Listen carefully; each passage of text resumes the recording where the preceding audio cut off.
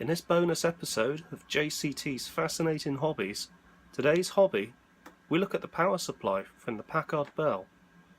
We couldn't get it working, well not yet anyway, but we strip it down and we give it a clean before I realised it was not actually working. But here's the footage anyway, enjoy, and don't forget, if you like this video, hit that like button, and also subscribe for more upcoming fascinating hobbies.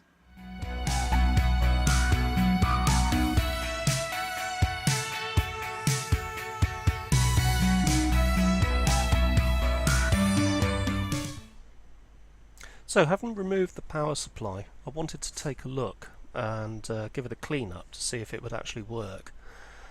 There were some reasons why I didn't power the machine on initially. First off, I wanted to allow it to acclimatise to the new environment, though in fairness it had been in the house for some time.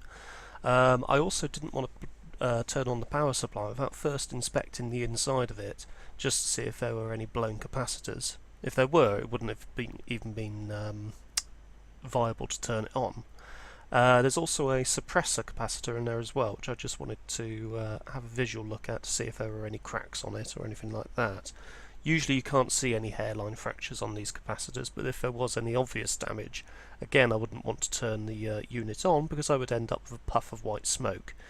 You can see that suppressor to the top of the power supply, just below the black cable next to the big black capacitor.